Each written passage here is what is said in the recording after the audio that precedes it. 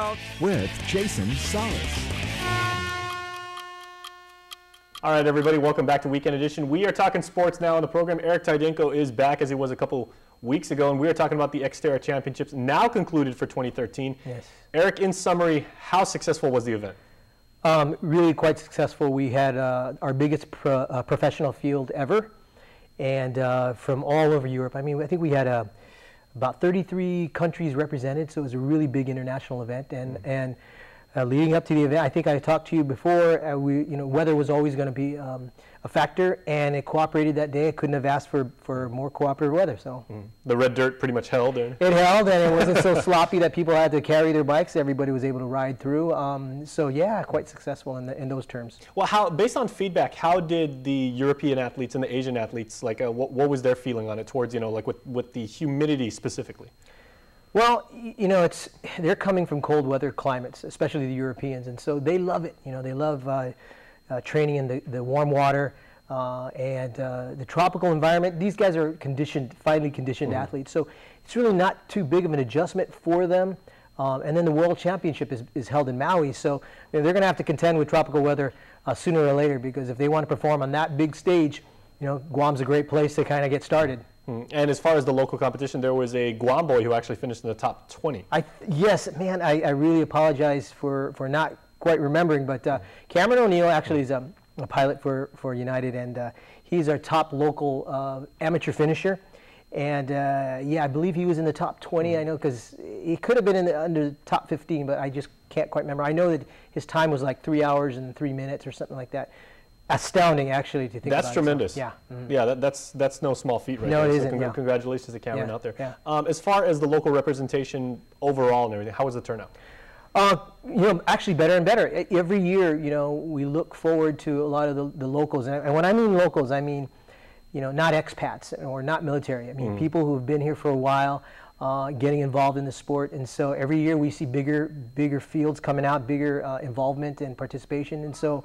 In that respect, I don't have the exact numbers, but you just look at the roster and the finish times, and you look at those names, and you'll see some nice local Chamorro names on the list. So for me, it feels good, because it's something that we've always intended to happen.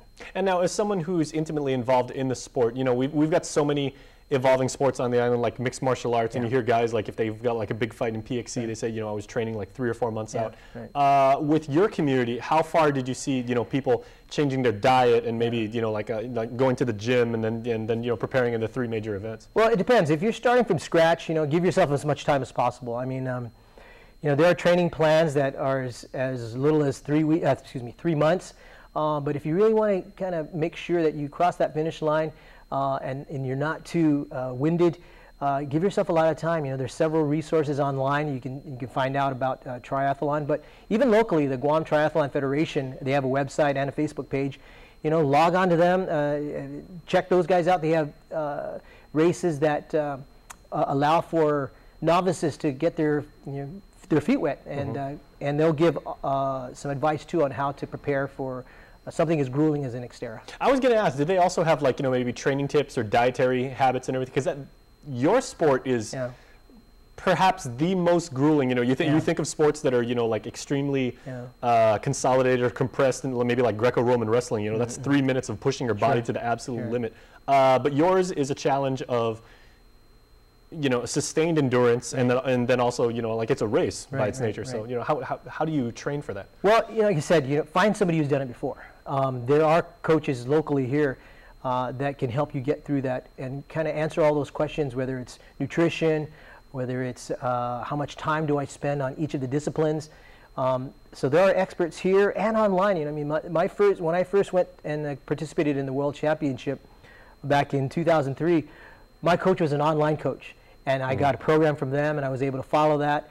And so there are a variety of resources out there for anybody to kind of get started. And now I don't want to lump you in with like the rest of your classmates, but I mean, I remember watching you when I was late in high school and in college when you were playing bass with Big Red Orange. So that's. Oh no, that wasn't me. That wasn't me. Oh, was that not you? No, that wasn't me.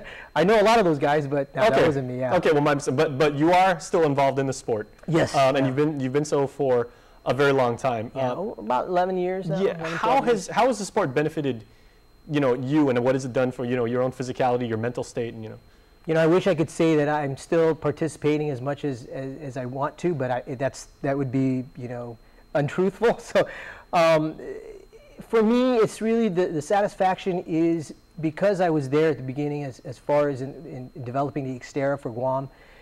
My satisfaction is in seeing people cross that line, especially the people who are new to it. I'm slowly getting back into it. I started, I always bike. Running, don't really like it too much, but I put up with it. And swimming for myself, that's the toughest thing, only because I like to go to the pool, but my schedule kind of doesn't really allow for it. But biking, I always make time for that because I love it. But I'd like to say that hopefully soon I'll be able to participate. Probably not in my own race, but hopefully in a race that's somewhere close off island. All right, excellent. And what's the website once again so people can check it out? For Xterra, it's XterraGuam.com, or find us on Facebook. We have our own Facebook page. And for the Triathlon Federation, I believe it's triathlonguam.com. Excellent. Well, and I have been watching you play bass, and you're a very good player for a very long time. Thank you very much. That's true. Yeah. All right. Well, thanks so much. Thanks, Jason. All right, and stay tuned because we will be back. Weekend Edition continues right after this. Timeout with Jason Salas.